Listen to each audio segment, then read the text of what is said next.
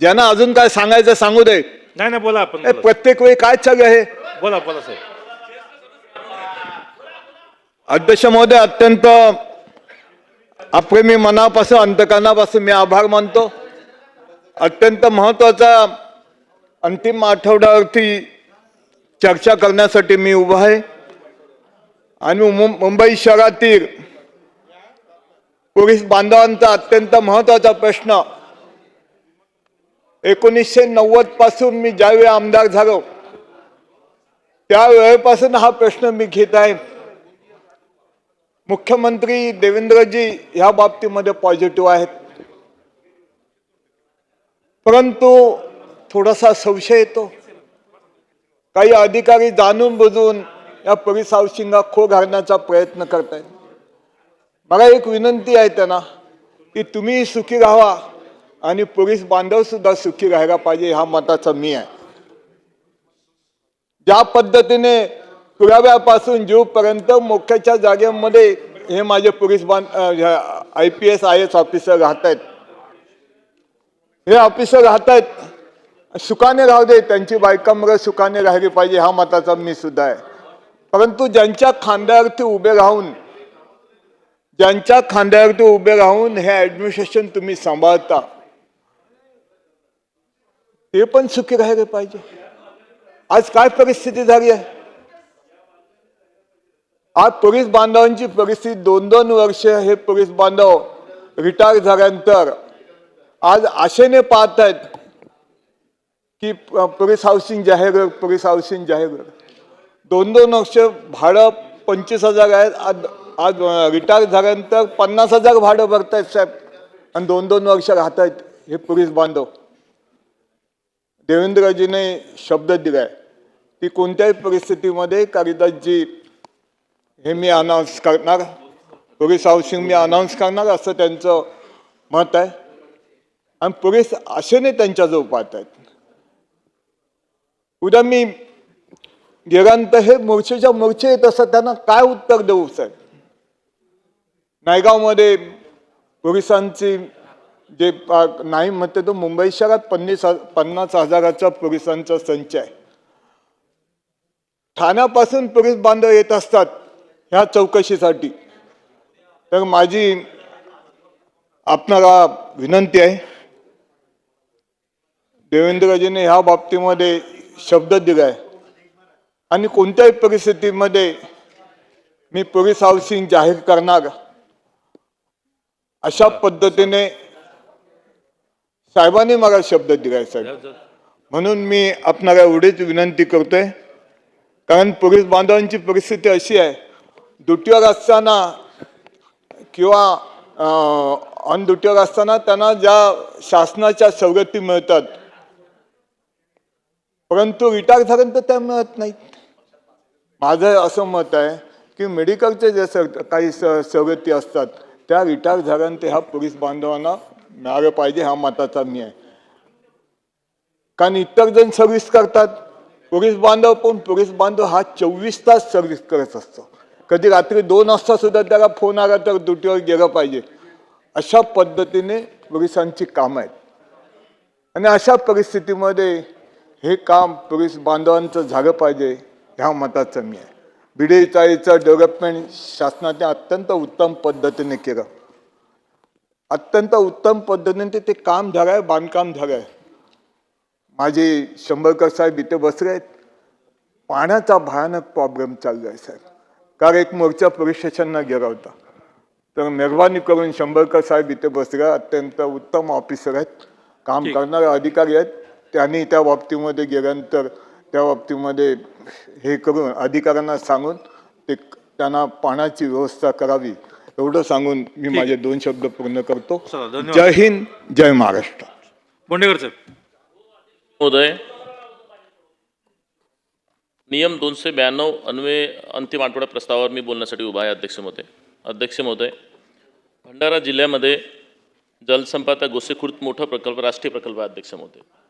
अध्यक्ष महोदय, यामध्ये अत्यंत महत्त्वाचा माझ्याकडे पेच प्रकल्पामधून आमच्या भंडारा आणि मोहाडी 2 तालुक्यामध्ये पाणी येते. अध्यक्ष महोदय, अध्यक्ष महोदय, ह्या 80 किलोमीटर असल्यामुळे टेलवरती पाणी येत नाही आणि त्याच्यामुळे सांगवारी धाबा ही योजना आम्ही शासनाकडे प्रस्ताव दिला होता आणि तो मंजूर पण झाला अध्यक्ष महोदय आणि त्याच्या अंतिम टप्प्यामध्ये आहे अध्यक्ष महोदय.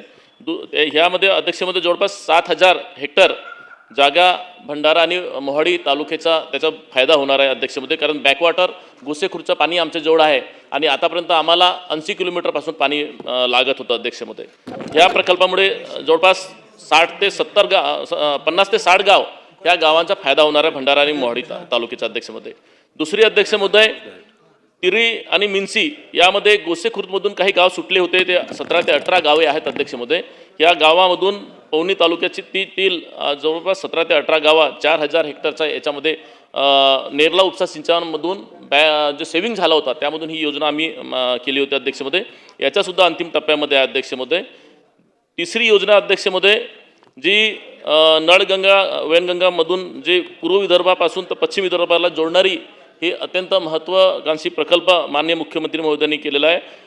अध्यक्ष महोदय, मी ह्या सरकारचं अभिनंदन करेल आणि विशेषतः मुख्यमंत्री महोदयाचं अभिनंदन करेल की ह्या योजनेमध्ये आमचे जे धारगाव टप्पा 1 टप्पा 2 हे दोन्ही गावामध्ये भंडारा लाखनी साकोली ह्या गावांचा मोठ्या प्रमाणात शेतकऱ्यांचा फायदा होणार अध्यक्ष महोदय. ह्या गोसेखुर्द एवढं मोठं असताना सुद्धा ह्या अनेक गावं सुटलेली होते. ह्या संपूर्ण गाव आमच्या भंडारा जिल्ह्याच्या फायद्यासाठी शेतकऱ्यांना त्यांच्या हितासाठी त्यांनासुद्धा एवढं मोठं गोसेख राष्ट्रीय प्रकल्प असल्यामुळे यांनासुद्धा 12ही महिने पाणी मिळेल अशी शेतकऱ्यांची जी मागणी होती ती मागणी शासनाकडून मान्य झालेली आहे अध्यक्ष महोदय. फक्त एवढंच आहे की लवकरात लवकर त्याचा बाकी सगळे प्रोसेस होऊन लवकरात लवकर त्याची सुरुवात व्हायला पाहिजे अध्यक्ष महोदय. अध्यक्ष महोदय, नगरविकासमधून मी काही जलसंपदाचं अध्यक्ष महोदय, नेरला आणि सुरबोडी या 2 योजना आहेत अध्यक्ष महोदय, जे पेंडिंग आहेत शासनाच्या अंतिम टप्प्यामध्ये मंत्रालयामध्ये येऊन बसलेले आहेत अध्यक्ष महोदय. कारण 34 गावाचे पुनर्वसनाचे प्रश्न होते, त्यामध्ये 32 झालेले आहेत आणि हे 1-2 उरलेले आहेत अध्यक्ष महोदय. मी आपल्या माध्यमानं शासनाला विनंती करेन की हे दोन्ही योजनावरती तात्काळ निर्णय घेतलं तर लोकांना आंदोलन करायची गरज पडणार नाही आणि त्यांनासुद्धा त्याचा शासनाचा फायदा होईल अध्यक्ष महोदय. अध्यक्ष महोदय, नगरविकासमध्ये जर विचार केला तर भंडारा शहरामध्ये जवळपास 700 कोटीचे कामं मंजूर करण्यात आले अध्यक्ष महोदय आणि माझ्या मतदारसंघात दुसरा तालुका पवनी शहरामध्ये 250 कोटीचे कामं मंजूर करण्यात आलेत. ह्या सगळ्या कामासाठी मागच्या सरकारमध्ये शिंदेसाहेब जेव्हा मुख्यमंत्री होते अध्यक्ष महोदय, माझ्या मतदारसंघामध्ये 1 नाही 2 नाही तर 4-4दा एका मुख्यमंत्री आल्याने माझ्या मतदारसंघामध्ये भंडारा जिल्ह्यामध्ये त्याचा फायदा झाला अध्यक्ष महोदय. हे भंडारा जिल्हा कधी विसरू शकणार नाही अध्यक्ष महोदय, कारण 2-2.5 वर्षामध्ये एक मुख्यमंत्री 4दा येणं म्हणजे भंडारा जिल्ह्यावरती किती प्रेम आहे हे सरकारचं दिसतं अध्यक्ष महोदय. अध्यक्ष महोदय, माझी काही मागणी आहे. विदर्भाची काशी ही पवनी म्हणून आपण ओळखल्या जातो अध्यक्ष महोदय. यामध्ये अध्यक्ष महोदय 372 विविध धर्माचे मंदिरं आहेत अध्यक्ष महोदय, परंतु याचा आराखडा सुद्धा तयार आहे अध्यक्ष महोदय, परंतु शासनाकडून त्याच्यावरती दुर्लक्ष होत आहे. माझी शासनाकडे विनंती आहे की ह्या जर आराखड्याला मंजुरी मिळाली तर विदर्भाचे काशीचा वैभव जो पूर्वी एके काळामध्ये 80,000-84,000 लोकांची वस्ती होती, आता ती 18,000 ते 19,000 वरती आलेली आहे अध्यक्ष महोदय. हे पुन्हा याला जर समजा ह्या आराखड्याला मंजुरी दिली तर पुन्हा जुन्या पद्धतीने ह्या पवनी शहराची लोकसंख्या वाढेल अध्यक्ष महोदय. संत जगनाडे महाराज स्मारकाचा आराखडा आम्ही तयार केला अध्यक्ष महोदय पवनी कुराडा तलावामध्ये. त्या तलावाला सुद्धा 100 कोटीची आराखड्याची मंजुरीची अपेक्षा अध्यक्ष महोदय. भंडारा शहरामध्ये संतनगरी व्हावी ही अध्यक्ष महोदय अपेक्षा आहे अध्यक्ष महोदय. ऊर्जा विभागात जर बघितलं आपण तर शेतकऱ्यांना कृषी पंपाची मोठ्या प्रमाणात मागणी आहे अध्यक्ष महोदय. आपण सौर ऊर्जामुळे कृषी पंप देत नाही अध्यक्ष महोदय, परंतु कुठे कुठे सौर ऊर्जा पाहिजे तसं शेतकऱ्यांना विद्युत पुरवठा होऊ शकत नाही. त्याच्यामुळे हे दोन्ही योजना चालू ठेवायला पाहिजे अध्यक्ष महोदय, जे शेतकरी जे मागेल मग तो विद्युत मीटर मागेल किंवा कृषी पंप मागेल तर सौर ऊर्जा कृषी पंप मागेल, जे मागेल त्याला द्यायला पाहिजे असं हे ठेवायला पाहिजे अध्यक्ष महोदय. स्मार्ट मीटरबद्दल खूप लोकांचे गावागावामध्ये संभ्रम निर्माण आहे अध्यक्ष महोदय. याच्यावरती शासनाने एखादा अभ्यास समिती नेमावी आणि शेतकऱ्यांना कसं न्याय देता येईल. कारण खरं आहे की एखादा शेतकऱ्याला गावाला एखादा मजूरदाराला जर समजा पहिले 2,000 रुपये बिल होत होता, आता 10,000, 12,000 येऊ लागला अध्यक्ष महोदय. याच्यावरती शासन लक्ष घालायला पाहिजे अध्यक्ष महोदय. माझ्या भंडारा शहरामध्ये भूमिगत विद्युत वाहिनी व्हावी अशी अनेक दिवसापासून प्रस्ताव आहे अध्यक्ष महोदय. मागच्या सरकारमध्ये त्याचं आश्वासन सुद्धा मिळालं होता की भंडारा शहरामध्ये सुद्धा एक दुसऱ्या इतर मेट्रो शहरापेक्षा प्रमाणेच भूमिगत विद्युत वाहनी होईल असं होतं अध्यक्ष महोदय. भंडारा लागून अध्यक्ष महोदय भंडारा लागून दाभा हा एक गाव आहे अध्यक्ष महोदय आणि इथे एक फीडर स्वतंत्र फीडर मंजूर होता. अध्यक्ष महोदय जरा ऐकताय का? अध्यक्ष महोदय जरा ऐकताय बोला का? बोला बोला ओ जरा थांबा ना, बोलू द्या आम्हाला. बोला बोला ऐकते अध्यक्ष महोदय, भंडारा शहराला लागून एक दाबा आहे आणि तिथे स्वतंत्र फीडर मंजूर होता अध्यक्ष महोदय. परंतु झालं काय, अधिकाऱ्यांच्या चुकीमुळे तो फीडर बदलून गोंदियाला नेण्यात आला अध्यक्ष महोदय. परंतु त्या फीडर दाब्याला अत्यंत अनेक दिवसापासून आमची मागणी होती, ती मंजूर सुद्धा झाला.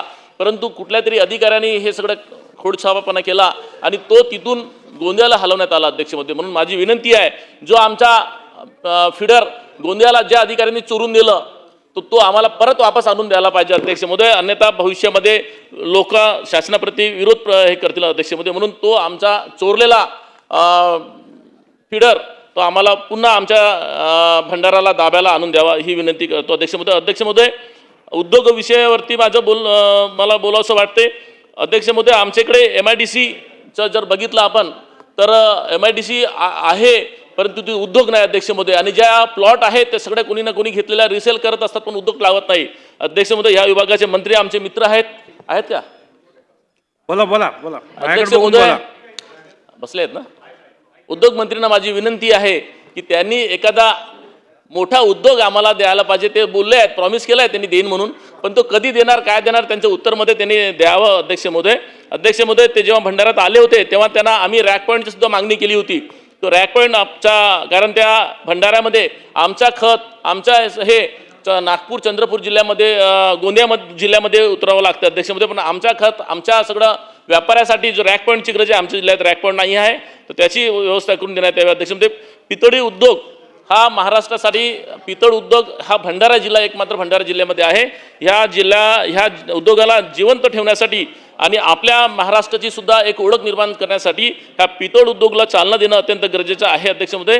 मला वाटते मागच्या काही वर्षापूर्वी असं सभागृहामध्ये मी हा प्रश्न केला होता. त्यावेळेस एक कमिटी बनवून त्याच्यावरती एक चांगला एक क्लस्टर तयार करून ह्या पितळ उद्योगाला पाहिजे ती मदत करून शासनाच्या वतीने त्याला एक मोठं सहकार्य करू असं मंत्री महोदयांनी बोलले होते. म्हणून मी उद्योग मंत्र्यांना विनंती करतो की माझ्या जिल्ह्यातला हा पितळ उद्योग याला जीवनदान द्यावं आणि मोठं नाव शासनाकडून व्हावं अशी अपेक्षा अध्यक्ष महोदय. अध्यक्ष महोदय, वन विभागाचं जर बघितलं तर पवनी उमरेड करंडला माझ्या मतदारसंघामध्ये 2 अभयारण्य आहेत अध्यक्ष महोदय. एक पवनी उमरेड करंडला आणि एक कोका अभयारण्य अध्यक्ष महोदय.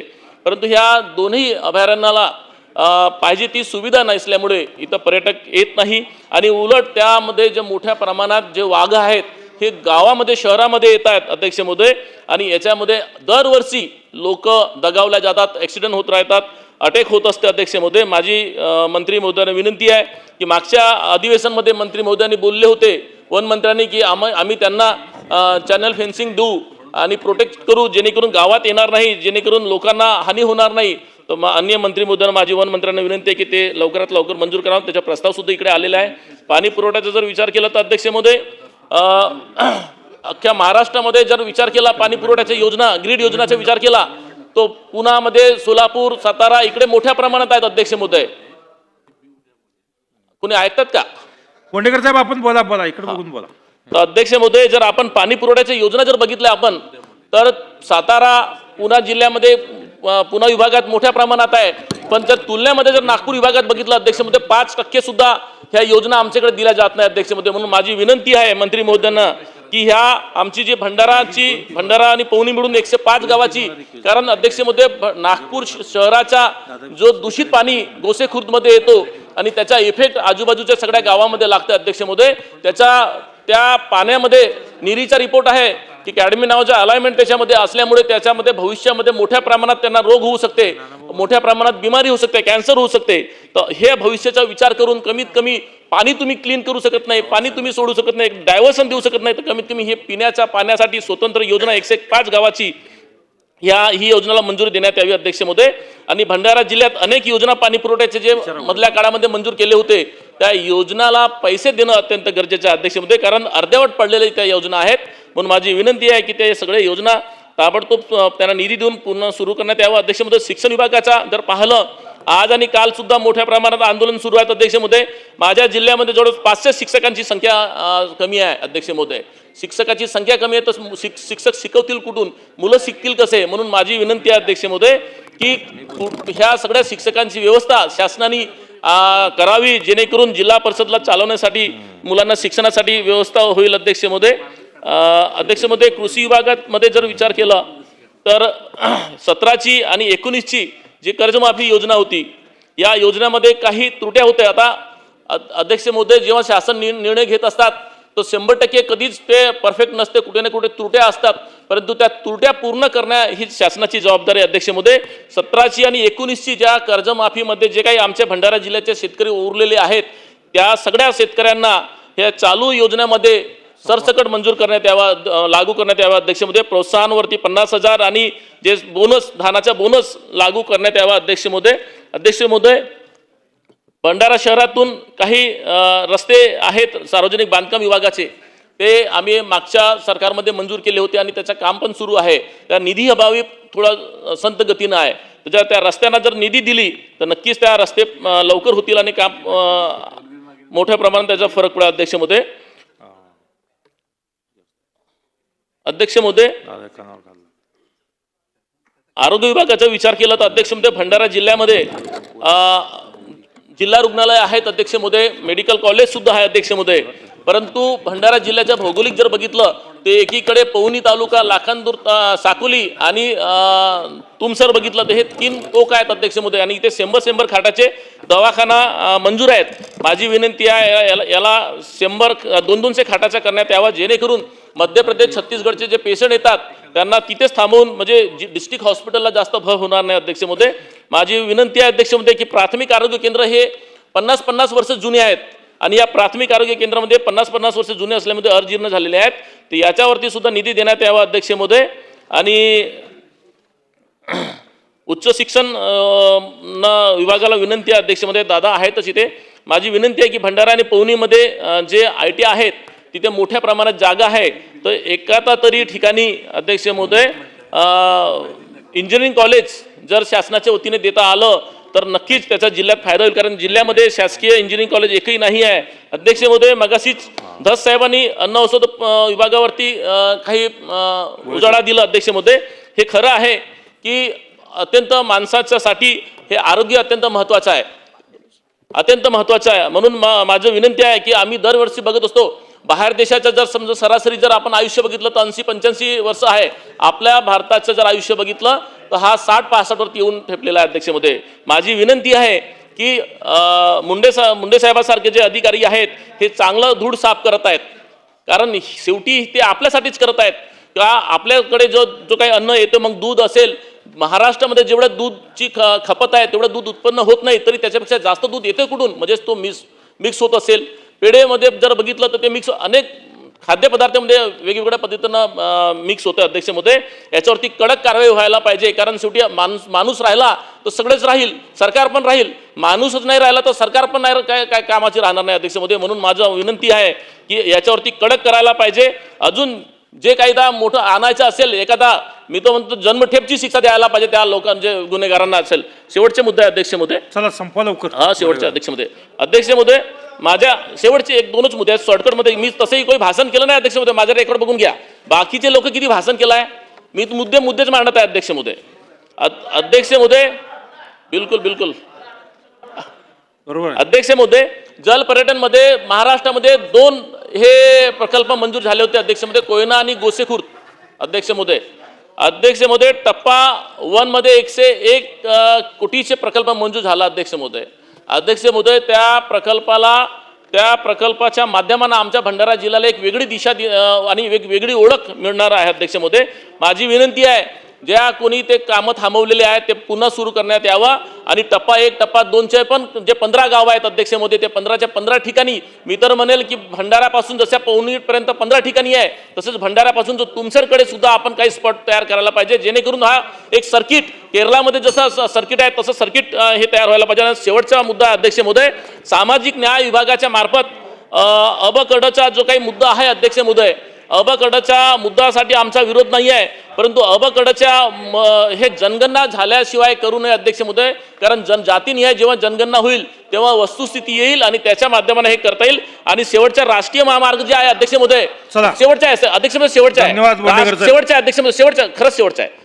राष्ट्रीय महामार्ग जो आहे भंडारा ते नागपूर मुंबई ते नागपूर जोडणारा जो समृद्धी मार्ग आहे, हा शासनाचा खूप मोठा प्रकल्प आहे अध्यक्ष महोदय. तो आता भंडारा गडचिरोलीपर्यंत आला आहे. माझी विनंती आहे, तिथं जर मेट्रो लागू झाली तर आमचा फ्लाईट कमी होऊन जाईल, मेट्रोनं आम्हाला जाणं सोपं होईल. आणि मी ह्या प्रस्तावाच्या माध्यमानं शासनाचा मी अभिनंदन करतो, धन्यवाद करतो. चला नानाभाऊ, आपण बोलणार आहे का? आव्हाड साहेब.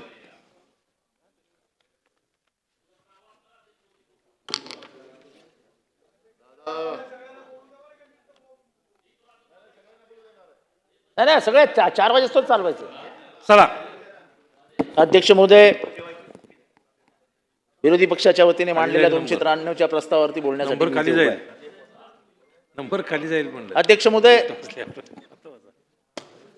मी हे मुद्दामून महाराष्ट्राच्या निदर्शनास आणू इच्छितोय की गेले अनेक वर्ष सभागृहात असताना आणि त्यातले अनेक वर्ष आजचे सत्ताधारी विरोधी बाकावर असताना अंतिम आठवड्याचं जे काही महत्व असायचं ते आम्हाला इथे बसलेल्या मिनिस्टर्सवरून दिसायचं. अध्यक्ष महोदय, ते लाईनीत सगळे मंत्री बसलेले असायचे, मुख्यमंत्री, तिथे तेव्हाचे आमच्याबरोबरचे उपमुख्यमंत्री अजितदादा, छगन भुजबळ साहेब, विखे पाटील साहेब, असे लाईनीत सगळे बसलेले असायचे. आणि विरोधी पक्षाचा प्रस्ताव हा 7 वाजता 8 वाजता चंद्रकांत दादा कधी आलाच नाही. म्हणजे तेव्हाच्या विरोधी पक्षाची एवढी दहशत होती. आणि आमचे सन्माननीय पार्लमेंटरी पॉलिटिक्सला, पार्लमेंटरी रूल्स प्रोसिडिंग्सला महत्व देणारे दिलीप वळसे पाटील साहेब वरती बसलेले असायचे. त्यांच्याकडे गेले तुम्ही सगळे की बरोबर सेटिंग फिट व्हायचं. दुपारी 2 वाजताच विरोधी पक्षनेत्याचा प्रस्ताव यायचा, म्हणजे 293 दरवेळेस. आणि मग तेव्हा खडसे साहेबांचं भाषण 1.5 तास आणि देवेंद्र भाऊंचं भाषण 1.5 तास. हे जे उठायचे आमचे मुनगंटीवर साहेब, त्यांचं भाषण 1.5 तास. आशिष उठायचे, शेलार साहेब उठायचे, भाषण 1.5 तास. कोणाची बोलण्याची हिंमतच नसायची. म्हणजे खरं तर मी नेहमी गुप्त चर्चेत असं नेहमी म्हणतो, म्हणजे कॉन्फिडेन्शियल आहे, ऑन रेकॉर्ड नाही. आता येऊ दे ना, आता काय फरक पडतोय. तेव्हा मला मी शिव्या पण खाल्ल्यात त्याच्यावर की तुम्हाला इतकी बोलण्याची संधी दिली आमच्या लोकांनी की तुमची बुद्धिमत्ता महाराष्ट्रासमोर आणून ठेवली. असं वागणं जर तेव्हाच्या अध्यक्षांचं असतं तर कदाचित आम्ही सत्तेतनं बाहेरच गेलो नसतो. नाही, हा अपमान नाही. त्यांच्या पार्लमेंटरी प्रोसिजरवर त्यांचा किती प्रचंड विश्वास होता. आणि मी खुर्चीवर बसल्यानंतर डाव्या बाजूकडे जास्त लक्ष दिलं पाहिजे आणि उजवा कान बंद केला पाहिजे.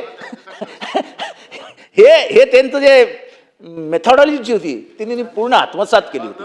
पण आज तुम्ही हेतुपूर्वक, मी म्हणत नाही, मी हेतुपूर्वक असं म्हणत नाही शेलार साहेब, पण आमचा प्रत्येक प्रस्ताव 8 नंतर आम्ही काय पाप केलं. आज तुम्ही मैत्री खात्यात इथे आलात, हे पहिल्यांदा मी बघितलं अनेक वर्षानंतर की संसदीय कामकाज मंत्री संवाद साधतायत. मी ते आपले इंदापूरचे हर्षवर्धन पाटील काय धावपळ करायची हो. जरा झालं की असे ते अंगात ताकद, तिथे लगेच तुम्ही त्यांच्या मागणं, लगेच तिथे बैठक, सेटलमेंट. आता तर काही असं दिसतच नाही चित्र. प्रकाश मेहता संसदीय कामकाज मंत्री, मी अनेक वर्ष त्यांना 14 नंबरच्या केबिनमध्येच जेवताना बघायचो. मी घेऊ, अरे दोस्ती रखना ये ना. आता तुम्हाला काय दोस्ती बिस्ती काय गरजच वाटत नाही. आज यावेळेस पहिल्यांदा आम्ही बघितलं. नाही साहेब, साहेब माझी चुकी. ते मुनगे साहेब तुमच्या मनात, ते साहेब तुमच्या मनातलं दुःख मी समजू शकतो, पण त्याच्यावरती मी काही करू शकत नाही हो. तुमच्या मनातलं दुःख समजतंय, पण काय करणार मी साहेब, मी पामर आहे. या पामराने काय करावे. तर आज पहिल्यांदा एक दूत आमच्याकडे आला, त्या दूताने चर्चा केली आणि मी हट्टाला होतो, पण दूताचं असं हसणं आणि मग असं कन्व्हिन्सिंगली बोलणं ते माझ्या मनाला एवढं भावलं की मी उठून उभा राहिलो आणि भाषणच करायला सुरुवात केली. पण चंद्रकांत दादा, हे वागणं बरोबर. You are purposely killing the opposition. तुम्ही मुद्दा म्हणजे माझा वाईट वाटून घेऊ नका, पण दादा खरं पॉलिटिकली सांगा, वाजलेत 10:30, 9:30, सगळ्या हेडलाईन्स गेल्या, शेवटचं 10चं बातमीपत्र ABPचं ते पण गेलं. नाही, एक मिनिट, हे कोण छापणार आहे आमचं उद्या? कुठे येणार आहे लिहून? नाही, असं हो साहेब, आम्ही तुम्हाला बोलताना बघितलंय हो साहेब, आणि कशा हेडलाईन खेचल्यात तुम्ही, आम्ही सगळं बघितलंय ना साहेब. मी साक्षी, असं आहे की मी पहिल्यांदा आलो असतो आणि काहीच माहित नसतं तर ठीक आहे, मी साक्षीदार आहे ना तुमचे आरोप. त्याच्यामुळे अध्यक्ष महोदय, हा असं वातावरण पण या सभागृहात नाही. म्हणजे आता मला हे बरं वाटतं की आपण हसत खेळत बोलतोय, नाही तर इतकी द्वेषभावना वाढली आहे मुनगंटीवर साहेब, की विरोधी पक्षाशी बोलणं किंवा असं एकत्र बसणं हे काय म्हणजे दुरापास्त झालंय. म्हणजे मला अजूनही आठवतं, सध्या एकमेकात प्रेम वाढले आता. हे आता अर्धा तास, आता वाढलंय. हे अर्धा तास दिसायला लागले. वारीची वेळ आली आहे ना, आणि ह्यांची वारी येत असं कळतंय आम्हाला. ते सोपल साहेबांची बाहेर मैफिल बसायची दादा, विरोधी पक्ष, सत्ताधारी पक्ष सगळे एकत्र येऊन बसायचे, अशी लॉबी कशी अशी भरलेली असायची. शेलार साहेब, तुम्ही मला सांगा, लॉबी भरलेली असते आजकाल? मुनगंटीवर साहेब, आपण जरा पार्लमेंटरी पॉलिटिक्सवर बोलूया साहेब. आमदारांचा हरवत चाललेला interest day to days affairs of the Vidhan Sabha will hurt Maharashtra. हे आपल्याला आज बरं वाटतंय, संख्या आपली जास्त आहे झालं. पाशवी बहुमताच्या जोरावर पाशवी बलात्कार केले तरी काही हरकत नाही, पण ह्याच्याने महाराष्ट्राचं नुकसान होतं. विरोधी पक्षांना जेवढे तुम्ही पायाखाली दाबायला जाल तेवढा फटका तुम्हाला बसणार आहे. त्या मुद्दे आमचे नाही निघत ना, मुद्दे महाराष्ट्राचे निघतात. आणि तेही तुम्ही जर आम्हाला काढू देणार नसाल तर एंड ऑफ पार्लमेंटरी पॉलिटिक्स. मी हे का बोलतोय तर आम्ही ऐकलंय ना, इंटरेस्टिंग भाषणं असायची, काय काय आरोप करायचे खडसे साहेब, आणि ते पण पवार साहेबांवर, कमी जास्ती नाही, आणि शांतपणाने सभागृह ऐकत बसलेलं असायचं. उत्तरं मिळायची तिथनं, RR पाटील बोलायचे, पण ती जी काय बॅटिंग, फिल्डिंग, बॉलिंग असायची, त्यामुळे आपल्याला मॅच्युरिटी आली. पुढचे जे प्रोडक्ट्स येणार आहेत ना, या ह्याच्यातनं बाहेर येणारे प्रोडक्ट्स आहेत ना दादा, इमॅच्युअर्ड येणार आहेत. आणि त्यामुळे तुम्हाला आज योग्य वाटत असेल कदाचित की काय जिरवली त्या जितेंद्रला 12 वाजताच उभा केला, काही फरक पडत नाही मला. 12 वाजता काय कधी उभा केला, नाही उभा केला तरी आता त्याच्या पलीकडे निघून गेलो. पण हे योग्य नाही असं मी माझं मत ठामपणाने या ठिकाणी म्हणतो. आणि मला आनंद वाटला की दादा तुम्ही पार्लमेंटरी अफेअर्स मिनिस्टर, आज कळलं मला की तुम्ही पार्लमेंटरी अफेअर्स मिनिस्टर आहात. It is your duty to have cordial relations with opposition. आपण कधी आमच्याकडे येऊन चहा प्यालेच नाही किंवा तुमच्याकडेही बोलव नाही की या जरा विरोधी पक्षांनी चला चहा, वडापाव आणलाय, भडंग आणलंय, चला या बसूया. थोडंफार तरी आपलेपणा. हा, चिकन कटलेट नको, वडा द्या, अर्धा द्या, पण द्या साहेब. हा मैत्रीपूर्ण संवाद हा राजकीय पुढच्या जीवनासाठी खूप महत्वाचा ठरेल. इतका द्वेष, इतका तिरस्कार राजकारणात काही क्षणासाठी बरा वाटतो, कारण का संख्याच्या ताकदीवरती आपण इथे बोलत असतो. पण कालांतराने जेव्हा आपण शांतपणाने रात्री विचार करतो तेव्हा मिळवलं काय? ठीक आहे, तुमचे विचार, माझे विचार हे वेगवेगळे आहेत, पण democracy survives on only one principle. I agree to disagree. या एका प्रिन्सिपलवरती डेमोक्रेसी जिवंत आहे. आणि हेच जर आपण मान्य करणार नसू आणि जाता येतं तेव्हा हे असं, आज शेवटचा दिवस आहे, उद्या ठरल्याप्रमाणे 2लाच तुम्ही बंद करणार. नाही, मी तुम्हाला सांगतो, आता मी तुमच्या आग्रहास्तव बोलायला उभा राहिलो आहे, पण मी ऑन रेकॉर्ड आणतो की हे उद्या 3 वाजता सभागृह बंद करून टाळी लावून निघून जाईल. कोण कोणाला काही विचारणार नाही आणि तुमच्या विचारण्याची तेव्हा वेगळे अध्यक्ष बसलेले असतील, ते त्यांच्या स्टाईलने सभागृह निपटवून चालले जातील. आपण फक्त शेलार साहेबांचे आणि दादांचे आभार मानू. कमीत कमी चर्चा केली, हो बी क्या कम है यार, ते महत्त्वाचे आहेत. आता आम्ही सांगितलं ऑन रेकॉर्ड आणा, अध्यक्षांना बोलायला लावा की उद्या सगळ्या सदस्यांना बोलायची परवानगी देऊन मग कारण का अध्यक्ष हे का मी बोलतोय ताकदीने, हे आमच्या वेळेस घडलंय. अंतिम आठवड्याचा शेवटचं उत्तर रात्री 8 वाजता दिलेलं मी पाहिलं.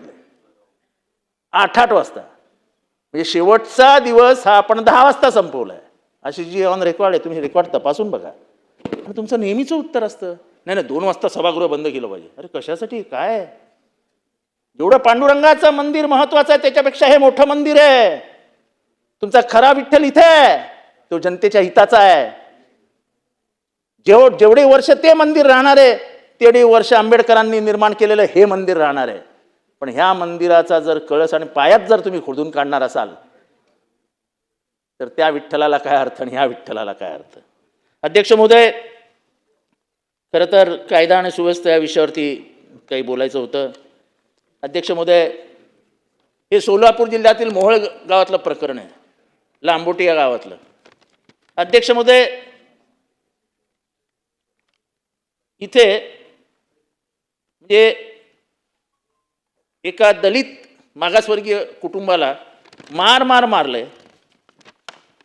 त्यांनी बिचाऱ्यांनी कंप्लेंट केली आहे, आरोपींची नावं दिलेली आहेत, पण आजपर्यंत ना एकाला अरेस्ट झाली, ना कारवाई झाली, ना काय झाली. म्हणजे अध्यक्ष महोदय, कायद्याची भीतीच कोणाला राहिली, कायद्याची भीतीच कोणाला राहिली. मी परवा रात्री भाषण केलेलं याच विषयावरती, ड्रग्सवरती, त्याला उत्तर तर मिळालंच नाही. मुंबऱ्यामध्ये भाषण करताना मी सांगितलं की एक माणूस 6 मर्डर करून दिल्लीत मुंबऱ्यात येऊन राहिला. मुंबऱ्यातल्या म्हणजे खबरी नेटवर्क असतं, तुमच्याकडे होम आहे ना कदम साहेब, खबरी नेटवर्क असतं. मुंबऱ्यातल्या पोलिसांना समजलंच नाही की दिल्लीतला हा एवढा मोठा गुन्हेगार आपल्याकडे येऊन राहिलाय. त्याचं नदीम नावाच्या एका पोराशी भांडण झालं आणि अचानक एक दिवशी त्यांनी त्याच्या घरावर 6-8 गोळ्या मारल्या आणि लोकांनी घेरल्यावरती तो जवळजवळ 60 गोळ्या फायर करत बाहेर निघाला.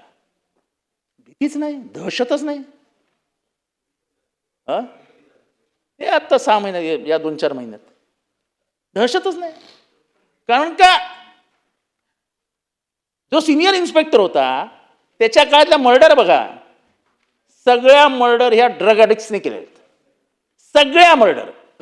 आमची बोलायची टाप नाही, हिंमत नाही, कारण का राजकीय वशिलाने नेमलेल्या नेमणुकांमुळे अधिकारी कोणाला जुमानत नाहीत.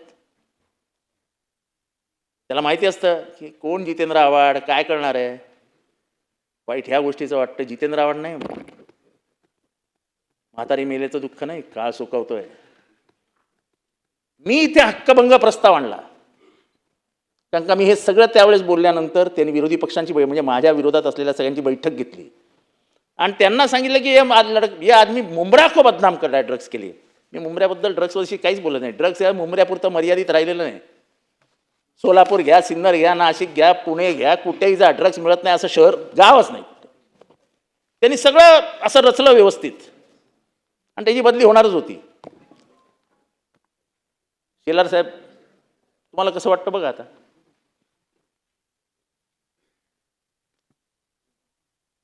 त्याला काल त्याची बदली झाली. हक्कभंगाचा प्रस्ताव पेंडिंग आहे, स्वीकारला अध्यक्षांनी असं मला म्हणालेत, माहीत नाही. त्याला काल क्राईम युनिट 1चा इन्चार्ज केला. म्हणजे एक आमदार, मी पॉइंट ऑफ प्रॉपर्टीवर आहे, आमदार जे विधानसभेत बोलतो ते सत्य बोलतो असं मानलं जातं. आता मी मानत नाही, का आम्हाला काही किंमतच नाही. आम्ही बोललो काय नाही बोललो काय विचारायचं नाही म्हटल्यावर प्रश्न येतो कुठे. ही दादा, तुम्ही पार्लमेंटरी अफेअर्स मिनिस्टर आहात, तुम्ही याचं गांभीर्य ओळखा की त्याच्यावर हक्कभंग प्रस्ताव चालू आहे. एक आमदाराने गंभीर आरोप केलेत. मग एक काम करा ना, जिथे तुमचे बीजेपीचे आणि शिवसेनेचे आणि राष्ट्रवादीचे आमदार नाहीत तिथल्या पोलीस इन्स्पेक्टरला अरे तू MLAच आहेस असं म्हणून सांगून टाका, तूच राजकारण सांभाळ तिथलं. साहेब लाख मतांनी निवडून आले, लाख मतांनी. त्याचा दुराभिमान नाही मला, पण लोकांचा तेवढा विश्वास आहे ना माझ्यावर. आणि एक इन्स्पेक्टर स्वतःच्या जीवावरती राजकारण करत मला धमकावण्याचा प्रयत्न करतो, माझा राजकीय प्रतिस्पर्धी बनण्याचा प्रयत्न करतो, ज्याला मी विचारत पण नाही. आणि त्याला तुम्ही हक्कभंग प्रस्ताव असताना कमिशनर क्राईमचा इन्चार्ज बनवतो. म्हणजे मुंबऱ्यात तू त्रास कमी दिलायस, आता क्राईमचा इन्चार्ज बन. साहेब माझ्यावर म्हणजे काल मी पवार साहेबांना आणि ह्यांना पण सांगितलं, साहेब त्या इन्स्पेक्टरनी माझ्यावरती पॉस्कोची केस टाकली, खोटी पॉस्को. त्या इन्स्पेक्टरनी माझ्यावरती खोटी विनयभंगाची केस टाकली. मी कधीही रडलो नाही, काही फरक पडत नाही. काय असल्या केसेस कोर्टात गेलं की जजच सांगतो हॉरिबल हॉरिबल आणि देतो फेकून. पण म्हणजे तुम्ही पोलिसी राज आणतात असं मी जेव्हा बाहेर बोलतो ते काय चुकीचं बोलतो मी. You are destroying the democratic ethics of this state. This state has never behaved in this way. मला अजूनही आठवतं, मी लहान होतो जेव्हा 93 साली पहिल्यांदा गोपीनाथ मुंडे साहेबांनी पवार साहेबांवर आरोप केला, तेव्हा रात्री 3 वाजता पोलिसांची बैठक घेऊन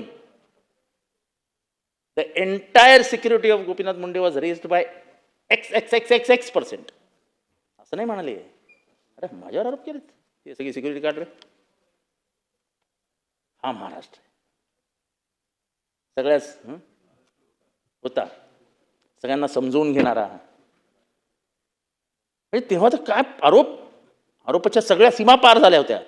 पण कटुता म्हणजे सकाळी आरोप केल्यानंतर संध्याकाळी ऊस कामगारांच्या प्रश्नावरती तेच पवार साहेब, तेच गोपीनाथ मुंडे हसत हसत बाजूला बसून रात्री 1 वाजता निर्णय दिला आणि त्या ऊसतोड कामगारांचा प्रश्न सोडवला. हा माझा महाराष्ट्र. कुठे नेऊन ठेवला तो महाराष्ट्र. मी निषेध नोंदवतो इथे, निषेध की दुसरा कोण पोलीस ऑफिसर मिळाला नाही तुम्हाला. मुद्दामून अधिवेशन चालू असताना एखाद्या आमदाराच्या जखमेवरती मीठ सोडण्याचं काम जर प्रशासन करत असेल तर सरकारने त्याची काळजी घ्यायला हवी. मी तुमच्याबरोबर नाही आहे, तुमच्या विचारांचा विरोधक आहे, म्हणून याच्या जखमेवर मीठ सोड रे आणि थोडासा नंतर पेट्रोल पण टाक.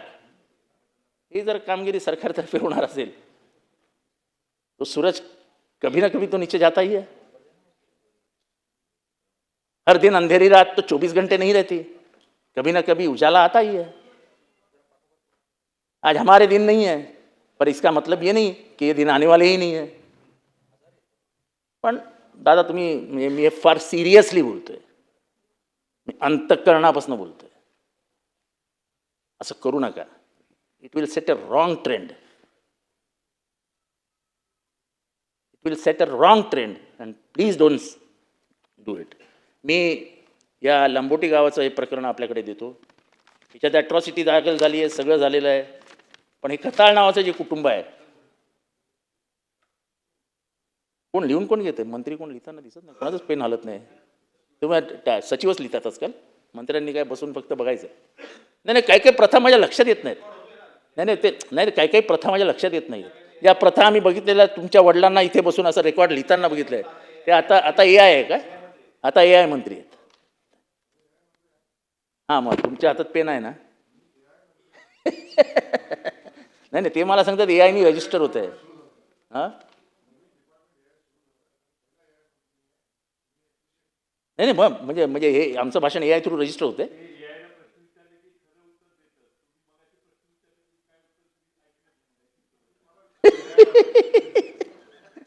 तेव्हा म्हणजे आम्हाला दादा हेच जे आहे ना, आम्हाला सवय होती ना की इथे बसून RR असो, RR पाटील साहेब असो किंवा मागचे मंत्री असो, असे बसून ते लिहायचे की नाही लिहायचे मला माहीत नाही, पण कमीत कमी असे पेन फिरवताना तरी दिसायचे. आता तर पेन पण दिसत नाही कोणाच्या हातात. हां, तुझ्या हातात आहे, तुमच्या हातात आहे, सॉरी. हां, ते आता ते तुम्ही तरुण मंत्री आहात, जेनझी आहात तुम्ही. Yogesh Kadam is a Gen Z, त्यामुळे कदाचित ते यूट्यूब आणि social media you are aware of all the fact. हां, नाही ही जेनझी, 1 ग्रेड अबव. आणि smart guy, so probably more things more about AI. मराठीत काय? मराठी म्हणजे इंग्रजी माध्यमातली पोरं झेंजी असतात, मराठी माध्यमातली नसतात. नाही, सॉरी म्हणजे तुला झेंजीचा अर्थ चला समजलेला विषयावर नाही. विषयावर चर्चा. तर हे आरोपी आहेत प्रथमेश खताळ, अरुण खताळ, प्रणव खताळ, कविता खताळ, श्रेया खताळ, जनाबाई खताळ. हे त्या गावामध्ये उघडपणाने दहशत करत फिरत आहेत. ॲट्रॉसिटीचा गुन्हा आहे. कुठल्या लॉ अँड ऑर्डरच्या गोष्टी आपण करतोय? मगाशी आमच्या आधीच्या वक्त्यांनी रोहित पवार यांनी यादीच वाटली महिलांवर होणारे गुन्हे. म्हणजे मला ना भीती वाटते. महाराष्ट्रामध्ये लहान पोरं गायब होण्याची हे फार वाढली आहे. ती पोरं जातात कुठे हो? म्हणजे मला माहित नाही एप्स्टीन फाईल कोणी डीपमध्ये जाऊन वाचली आहे का? एप्स्टीन फाईलमध्ये एपिसोड असा आहे की तिथे जे मोठे मोठे लोक जेवायला जायची त्याच्या त्या आयलंडवरती, त्यांना लहान पोरांच्या मांसाचं पॅटीस खायला दिलं जायचं. त्याच्यातली एक थिअरी अशी आहे की तुम्ही लहान पोरांना खूप घाबरून ठेवा, आणि ते जेव्हा घाबरतात तेव्हा त्यांच्या बॉडीमध्ये जे केमिकल तयार होतं ते केमिकल जर तुम्ही 50 वर्षाच्या वयाच्या पुरुषांना, महिलांना दिलं तर त्यांचा एज कमी होण्याचा हे असतं. एप्स्टीनच्याकडे असे अनेक प्रकार घडले. It's on record. मी माझं काही बोलत नाही. एप्स्टीन फाईल्समधला हा पेपर आहे. म्हणजे अशी लहान पोरं महाराष्ट्रातनं गायब होतात म्हणजे असं हे काही चांगलं नाही आहे. हे कुठे जातं त्याचा तपास लागलाच पाहिजे. म्हणजे खरात कुठे गेलं कळलंच नाही. फाईलच बन एप्स्टीन फाईल. खरातच्या एप्स्टीन फाईलचं झालं काय? कुठे गेली फाईल? कुठे गेले ते इतके बलात्कार? जे पहिले 8 दिवस तर नुसतं खरात आता फाशीलाच जाणार. खरातची केस फास्ट ट्रॅकवर काय येत नाही? कुणाची वाट बघताय? म्हणजे कायदा आणि सुव्यवस्थेची धुळदाण करून टाकली.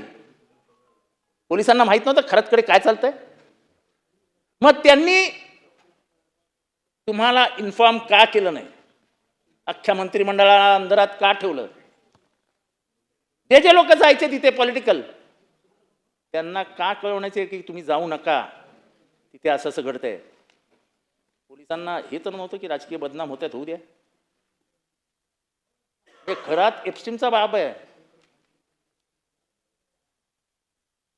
चर्चाच नाही महाराष्ट्रात खरात बद्दल. आता तेरी भी चूप मेरी भी चूप. अध्यक्ष महोदय, हे दुसरं प्रकरण. किशोर सोपान देशमुख कल्याण पोलीस स्टेशनमध्ये प्रथम खबर 448/2026 भारतीय म्हणजे BNS 2023 कलम 118(2) म्हणजे पूर्वीचं 302 वगैरे वगैरे काय काय असतील. ते नवीन कलम आपल्याला समजत पण नाही. KM हॉस्पिटलमध्ये पोरगा ॲडमिट आहे. साहेब हे त्याचं शेलार साहेब, हे त्याचे पाय. अध्यक्ष महोदय, हे त्याचे पाय. घरी निरोप गेलेला आहे. अध्यक्ष महोदय काय काळजी करू नका, जेवण मागून ठेवा, 3 वाजता मी खाली बसणार आहे. हे त्याचे पाय.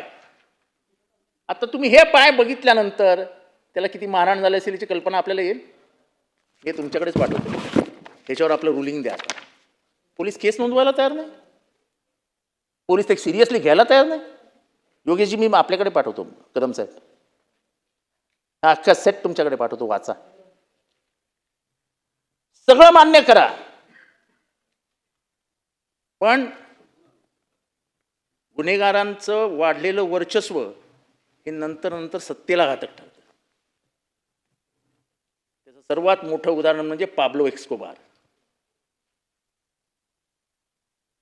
Nobody is greater than this. Nobody is greater. पण अशा छोट्या छोट्या प्रकरणांमध्ये छोटे छोटे गुन्हेगार जर बाप बनणार असतील आणि ते सत्तेलाच आव्हान देणार असतील तर मला वाटतं याचं प्रकरण मी आपल्याकडे पाठवतो. आपण गांभीर्याने अध्यक्षांच्या मार्फत आपल्याकडे पाठवतो. हे घ्या. बोला ते देतील.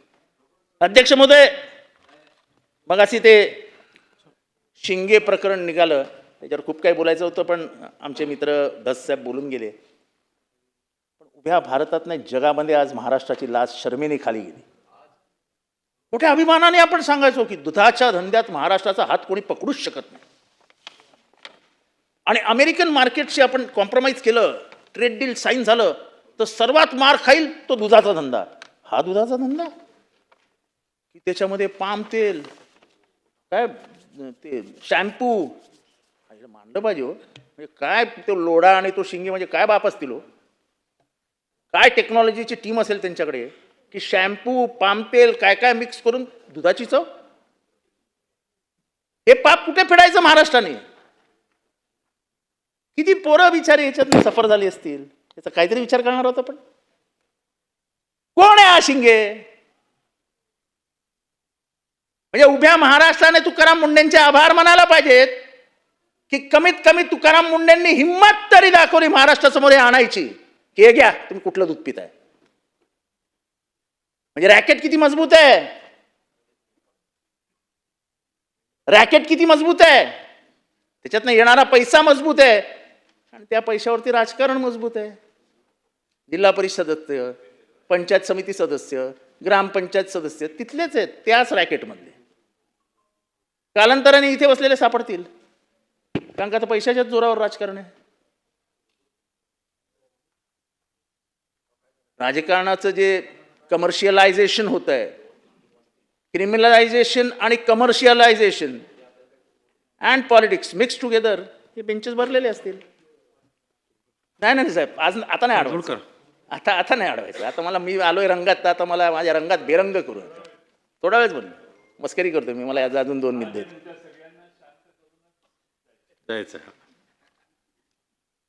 अध्यक्ष महोदय, दस साहेब जाताना बोलले, त्याच्यावर मी लांबलचक खेचत नाही.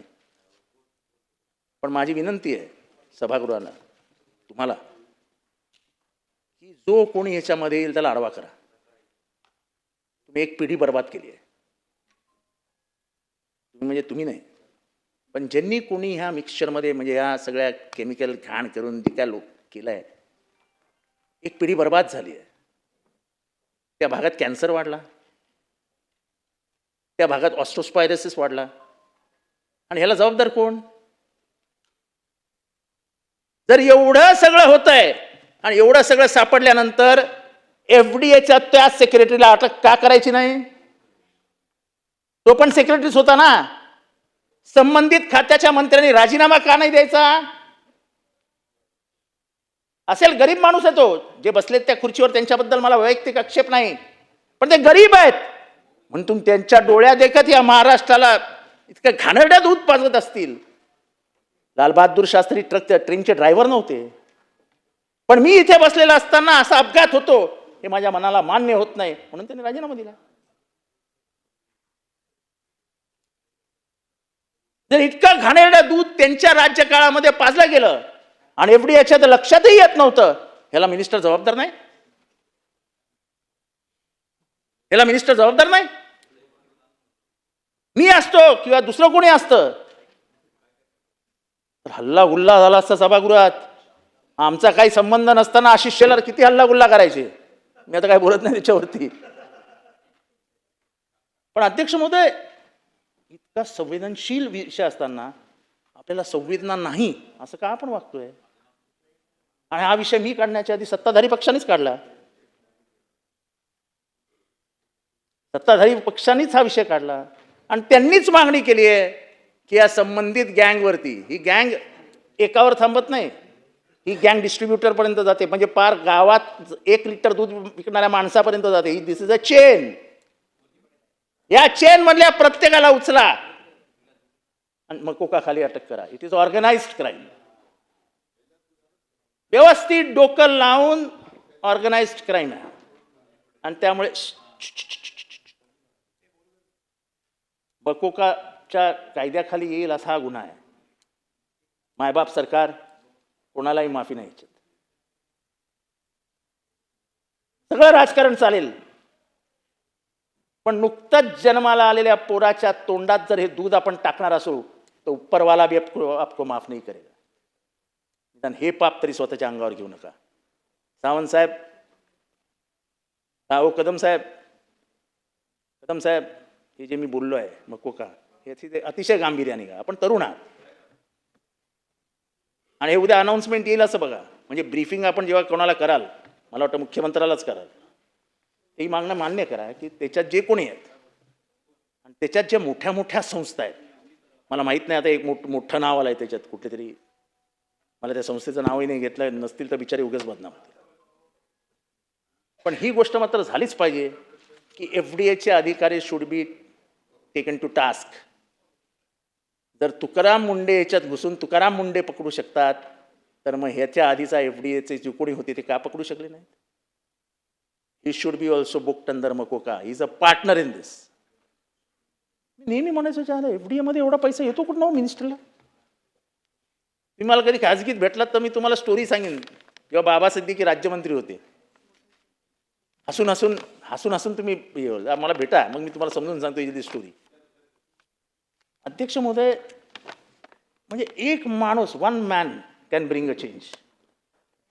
काही म्हणा, तुमचे आणि तुकाराम मुंडेंबद्दल तुमचे माझे सगळ्यांचेच काही आक्षेप असू शकतात, काही मतभिन्नता असू शकते, पण आज त्यांनी उभ्या महाराष्ट्राला जागे केलं ना.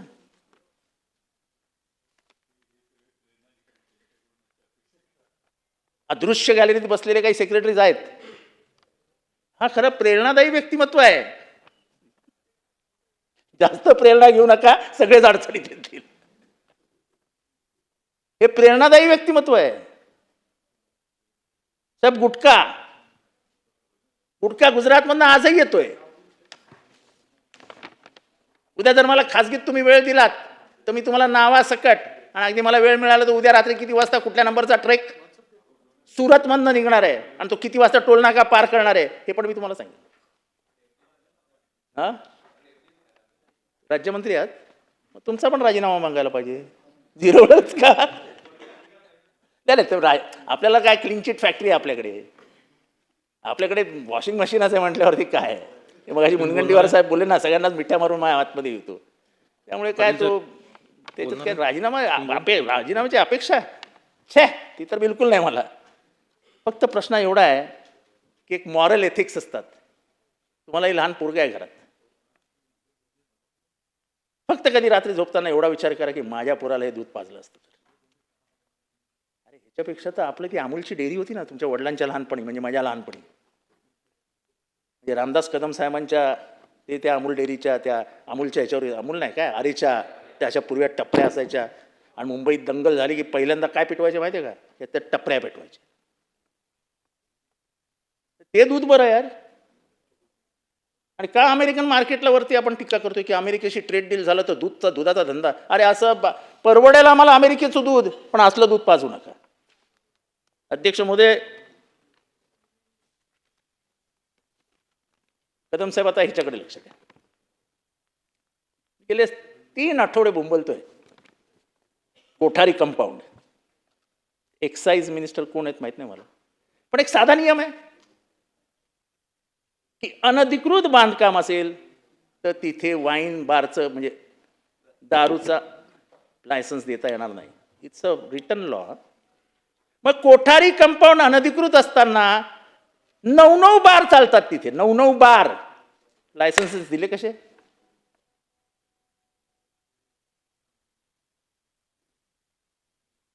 येऊर हे इको सेन्सिटिव्ह झोन आहे, आजूबाजूला संजय गांधी नॅशनल पार्क आहे. मग एक्साईजनी तिथे अनधिकृत घरं, अनधिकृत बंगले, अनधिकृत हॉटेल्स, तिथे बार लायसन्सेस दिले कसे? ते लायसन्स तुम्ही कॅन्सल का नाही करत? तुमच्या हातात आहे. मी आज इथे भाषण करतोय ना, पूर्वी गांभीर्य असं असायचं की प्रमोद नवलकर बोलले तर अख्खं मुंबईचे बार बंद करून टाकायचे रात्री 10 वाजता, इतका दरारा असायचा. आता तर आपण भाषण करतोय तरी काय लाज नाही, पोलीसच सांगतात चला बिंदास हम लोग आहे. मी गॅरंटी देतो कोठारी कंपाऊंड मधला एकही बार 3च्या आतमध्ये बंद होणार नाही. आज माझी दहशत कमी होत नाहीये, त्या 288 जणांची दहशत कमी होते. आणि ह्याच्याने तुमची आणि माझी बेइज्जत होत नाही. पण अध्यक्ष महोदय, इतकं बोलल्यानंतर सुद्धा कोठारी कंपाऊंड इल्लीगल आहे. 27 एकरवरती एका वेगळ्या रिझर्वेशनवरती तो मालक आज करोडो रुपये भाडं घेतोय आणि इल्लिगल असं साम्राज्य उभं केलंय 27 एकरवरती. तुम्ही गरिबांच्या झोपड्या पाडलात ना गरीबनगरला जाऊन. काय जे काय कारण दिलं ते दिलं, हायकोर्टाने सांगितलं, यांनी दिलं, यांनी सांगितलं, त्यांनी सांगितलं. अहो तुमच्याकडे कायदा आहे ना MRTPचा. इल्लिगल बांधकाम तोडण्याचे अधिकार दिलेत ना महानगरपालिकेला. तुम्ही गरिबांच्या झोपड्या पाडता, आमच्या मुंबऱ्याला येऊन खोटी कारणं देता, रस्त्यावर आणता पावसाळ्याच्या दिवसांमध्ये.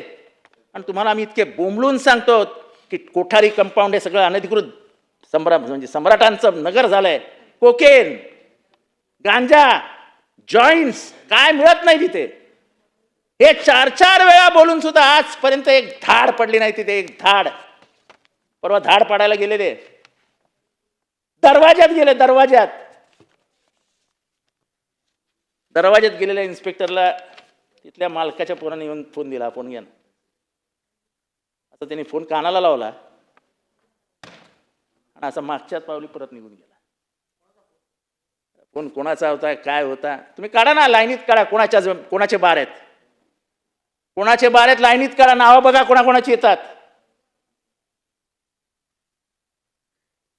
काय चालू आहे महाराष्ट्रात?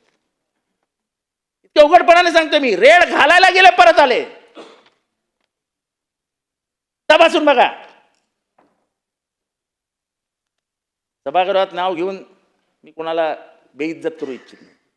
असं जर चालणार असेल की एखादा कर्तृत्ववान, कायद्याला मानणारा पोलीस ऑफिसर कर्तव्य बजावण्यासाठी त्या बार समोर 2 वाजता जातो आणि त्याला रात्री 2 वाजता फोन येतो आणि बिचारा उलटा फिरत असेल, तर Kadam saheb, you are losing hold, you are losing control, and this should not happen. Kothari compound complete अनधिकृत आहे. शेवटच्या मुद्द्यांवर मी येऊरच्या जमिनींबद्दल कायम बोलत असतो. अध्यक्ष महोदय, येऊरच्या जमिनी म्हणजे कोणीही जावं, जरा 2 छातीची बटणं उघडी असतील आणि इथे असं थोडंसं वरती आलेलं असेल, हे समजून जातो ना माणूस इथे काहीतरी लावलंय. 4-4 एकरच्या जमिनीवरती असं अर्ध्या तासात कब्जा करतात.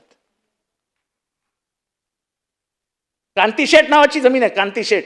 त्याचा मला आता माझ्याकडे पेपर नाही, 7-12 गेलाय. त्याच्या जमिनीवर कसा कब्जा झाला हे नाव लिहून घ्या ऑन रेकॉर्ड आणि विचारा तुमच्या पोलिसांना की या जमिनीवर कब्जा करतो कोण. येऊरच्या एवढ्या जमिनी लाटल्या कशा जातात, वन जमिनीवरती बाउंड्र्या कशा मारल्या जातात, याची कशाचीच उत्तर मिळणार नसतील तर आज ना उद्या येऊरला एक झाड पण नसेल. मी परवा पेपर दिला, आपल्याकडेच दिले का कोणा दिले माहित नाही. 14 एकर जमीन 2021चा मी फोटो दिलाय, 2022चा फोटो दिलाय, 2023चा फोटो दिलाय आणि 2026चा फोटो दिलाय. 2021 साली दाट जंगल आणि 2026 साली 14 बंगले. एकही बंगला अधिकृत नाही, एकही बंगला अधिकृत नाही. तुम्ही लोकांच्या 4-4 मजल्याच्या गरिबांनी गरजेपोटी बांधलेल्या बिल्डिंगी, स्वतःच्या माऊलीला शौचालय असावं, स्वतःच्या पोराला छप्पर असावं ज्याच्या खाली तो अभ्यास करू शकेल, त्या बिल्डिंगी तुम्ही पाडता ना. पण हे अनधिकृत बंगले पाडताना तुमचे हात कापतात, तुमच्या हातातली ताकद क्षीण होते. कुठल्याही कायद्याला न जुमानता जर असे बंगले बांधले जात असते ना, त्याला जर सरकारचं संरक्षण असेल तर काय फायदा आहे साहेब. सत्ता ही गोरगरिबांसाठी असते, त्यांच्या डोळ्यातले अश्रू पुसण्यासाठी असते, श्रीमान त्यांचे इमले वाचवण्यासाठी नाही.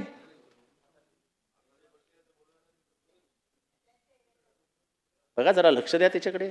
कन्क्लूड करा. शेवटच्या मुद्द्यावर आलो. शेवटचा शेवटच्या मुद्द्यावर अध्यक्ष महोदय, मागच्या वर्षी अधिवेशनात बोलत असताना मी रतीनची प्रेमजी ट्रस्ट नावाचं ट्रस्टचं प्रकरण काढलं होतं. जमीन 2000 कोटी रुपयाची. जमीन कितीची? 2000 कोटी रुपयाची. सेटिंग लागलं चॅरिटी कमिशनरकडे. ॲडिशनल चॅरिटी कमिशनर होते कोणीतरी, त्यांनी ती जमीन 70 कोटीला सौदा करून टाकला. ते 70 कोटी रुपये ज्या कंपनीने दिले, फेंकिन, ते चेकच बाउन्स झाले. हे घ्या, रतनची Premji trust, cheques bounced 7 cheques totalling to 67.55 crores bounce twice. अध्यक्ष महोदय, याच्यात EOWची इन्क्वायरी लागली. हे केसरिया जे कॅपिटल नावाचं कुठली तरी एक प्रायव्हेट कंपनी आहे. नाही काय नाही, फेनकिन नावाची अशी अचानक कंपनी तयार झाली. फेनकिन कंपनी तयार झाली. हे बघा आता त्यांचे चेक बघा. Amount 10 crore, 30 October 2024 bounced. Amount 10 crore, 15 November 2024 bounced. Amount 7.50 crores, 30 November 2024 bounced. असे 20 चेक बाउन्स्ड. परत हे पण कागदपत्र आपल्याकडे पाठवतो कदम साहेब. आणि आता सुप्रीम कोर्टात केस आहे. हायकोर्टाने ही बापाविरुद्ध एका प्रामाणिक पोराने केलेली केस आहे. रतनशी प्रेमजी ट्रस्टवर 5 FIR दाखल आहेत, पण पोलिसांनी आजपर्यंत त्या 5 FIR वरती एकही कारवाई केलेली नाही. एकही कारवाई केलेली नाही. त्याचे म्हणजे आता त्या रतनशी प्रेम म्हणजे त्या ह्या यांनी याच्यामध्ये तुम्हाला निगोशियल इन्स्ट्रुमेंट्स ऍक्ट 1881चा गुन्हा हे करता येतो. Prevention of money laundering act करता येतो. 2000 कोटी रुपयाची जमीन 70 कोटीत द्यायची आणि ते 70 कोटीही जर फेंकिन भरणार नसेल, आणि फेंकिनने अत्यंत हुशारीने काय केलं, आता स्वतःचं नावच बदलून टाकलं. मला फक्त शेवटची नावं वाचू द्या. हे फेंकिन इन्फोटेकचे हे मालक बघा. फेनिल गिरीश भेडा, दीपक भेदा, गिरीश कुमार भेदा, लीना पटेल, दिनेश चंतीलाल चपलोट, अमित मनोज शहा, धर्मेश मनोज शहा, प्रवीण अनिल गाला, मुदित दिनेश चपलोट, परेश ठक्कर, दिलेश चंद्रकांत शहा. हा दिलेश चंद्रकांत शहा हा फेंकिनचा बाप आहे. आणि आता त्यांनी मला फक्त नाव द्यायचं त्यांचं. EOW मधनं वगैरे सगळीकडनं आपल्याला सुटका व्हावी यासाठी आता फेंकिनचं नावच बदलत टाकलं. आता आम्ही जेव्हा गेलो तेव्हा आम्हाला EOWने सांगितलं की सुप्रीम कोर्टामध्ये केस आहे, काही करता येणार नाही. आणि त्याच EOWने ज्यांनी या जमिनीची व्हॅल्यू काढली की या जमिनीची किंमत 1400-1500 कोटी रुपये ऑफिशियल आहे, त्याला 5 वेळा इन्क्वायरीसाठी बोलवलं. डॉक्टर बाबासाहेब आंबेडकरांनी संविधानात सांगितलेलं जर एक नियम तुम्ही जितेंद्र आव्हाडला लावला तर तोच नियम कदम साहेबांना पण लागेल. इथे तर कदम साहेबांना वेगळा नियम आणि जितेंद्र आव्हाडला वेगळा नियम. जितेंद्र आव्हाडला 5 वेळा इन्क्वायरीला बोलवा, पण कदम साहेबांना बोलवताना सांगा सुप्रीम कोर्टाची केस आहे, जितेंद्र काही करता येणार नाही. आणि I am a personal witness to it. ही सगळी कागदपत्र घेऊन मी पोलिसांकडे गेलो होतो. तुम्ही कसं काय नाव बदलू शकता जेव्हा तुमची फेंकिनची केस आणि फेंकिननी टाकलेली केस ही सुप्रीम कोर्टात चालू आहे, तर त्या सुप्रीम कोर्टात चालू असलेल्या केसमध्ये यांनी स्वतःचं नाव बदलून टाकलं फेंकिनचं. कारण का यांना पळायचा रूट काढायचा होता. अध्यक्ष महोदय, सगळी कागदपत्र जमा करून सुद्धा आजपर्यंत त्यांच्यावरती एकही म्हणजे साधा FIR सुद्धा नोंद झाला नाही. हे काय आम्ही आमचं नाही वाचवत आहे. 2000 कोटीचं नुकसान होणार आहे, ते महाराष्ट्र राज्याचं होणार आहे. 70 कोटीला जर 2000 कोटी रुपयाची जमीन खाणार असतील तर त्यांच्या काय बापाची जमीन आहे? आणि आपल्या उघड्या डोळ्याने आपण चोरी पाहत बसणार आहोत. म्हणून साहेब मी हे पेपर सगळे तुमच्याकडे देतो. हे सगळं तेरी बी चूप मेरी बी चूप हात मिळवणी आहे. कदम साहेब हे पेपर गांभीर्याने वाचा. ह्याच्यात सगळे डिटेल्स आहेत. एकही डिटेल नाही जी लपवलेली आहे. फेंकिन इज अ फ्रॉड. म्हणजे आता नवीन त्यांनी काहीतरी नाव दिलं, डेलाइट का काहीतरी नाव दिलं, ते मला सगळं सापडत नाही याच्यात नेमकं. कन्क्लूड करा. तुम्ही मला बेल वाजवलीत ना, त्यामुळे माझं असं लक्ष डायव्हर्ट झालं की सगळं गेलं. अध्यक्ष महोदय, ही मोठी केस आहे. त्याच्यात वाईट काय वाटतं? माझ्याकडे जेव्हा मी पहिल्यांदा जेव्हा केस मांडली तेव्हा माननीय मुख्यमंत्री समोर बसलेले होते आणि माननीय मुख्यमंत्र्यांनी उठून सांगितलं होतं की मला ह्याच्यामध्ये कनायवन्स दिसत आहे. माझ्या मताप्रमाणे ह्याच्यात चोरी झालेली मला दिसते आहे. मी स्वतः चॅरिटी कमिशनरला सांगेन आणि इन्क्वायरी लावीन. ह्या संपूर्ण प्रकरणामध्ये ट्रस्ट बरखास्त झाली पाहिजे. ह्याच्यावर ॲडमिनिस्ट्रेटर बसला पाहिजे. नाही बसला. त्यांनी स्वतः EOWला इन्क्वायरी मार्क केली, पण EOWच्या ऑफिसरनी नंतर काय केलं हे मला इथे बोलायचं नाही आहे. पण अध्यक्ष महोदय, चौकशी झालीच नाही पाहिजे, चौकशी होताच कामा नाही असं जर EOWच्या ऑफिसरचं म्हणणं असेल तर मग याच्यावर SIT बसवा. एक चांगल्या ऑफिसरला इन्क्वायरी द्या आणि दूध का दूध पाणी का पाणी करा. 2 अधिकाऱ्यांना वाटतं की ह्या संबंधित प्रकरणामध्ये दिलेश शहाला वाचवला पाहिजे, तर दिलेश शाह कोण आपला किंगपिन आहे काय, बाप आहे का आपला? तो दीपक बेडा काय बाप आहे का आपला? 4 पैसे काय जास्त कमवले तर पोलिसांना विकत घेण्याची ताकद ठेवून काय सगळ्या प्रकरण दाबून टाकतील? हे एवढं कागदपत्र देतोय आणि पुराव्यासकट देतोय. उद्याच्या उत्तरात बघूया काय उत्तर देता. आणि तुम्ही on the floor of the house आम्हाला कमिटमेंट दिली आहे. आणि कारण काय पुढे करता की सुप्रीम कोर्टात केस चालू आहे. सुप्रीम कोर्टाचा काय संबंध? त्यांनी स्टेटस को दिलाय का की इन्क्वायरी, पोलीस इन्क्वायरी करू नका म्हणून?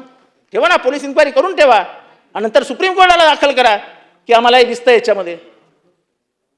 जर हायकोर्टाने ती केसमध्ये तुमच्या बाजूने निकाल दिलाय, तुमच्या म्हणजे हायकोर्टाने स्ट्रिक्चर्स पास केलेत की याच्यात कनायवन्स आहे, ही मॅनेज केलेली केस आहे, याच्यामध्ये ही जमीन इतक्या स्वस्तात तुम्ही विकूच शकत नाही, ही थांबवा. सर्वोच्च न्यायालयाने काही कारणास्तव ती केस चालू ठेवली आहे, पण त्याचा फायदा घेत नाव बदलायचं, डायरेक्टरची नाव बदलायची.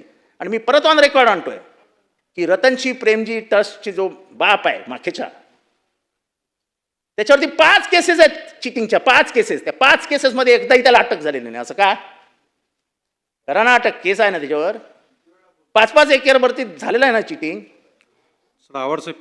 तेव्हा ह्या प्रकरण जे आणलेलं आहे आणि सगळीच प्रकरणं म्हणजे महाराणीचं प्रकरण असो, त्या कल्याणचं प्रकरण असो, हे सगळं प्रकरण आपण गांभीर्याने घ्याल आणि कमीत कमी उशिरा का होईना आम्हाला बोलायला संधी देतात. आम्ही एवढं आरडाओरड करून बोलतो आहोत, आम्हाला न्याय मिळेल अशी अपेक्षा बाळगतो. अध्यक्ष महोदय खूप भूक लागली आता एवढं बोलून जातो. धन्यवाद. थँक्यू.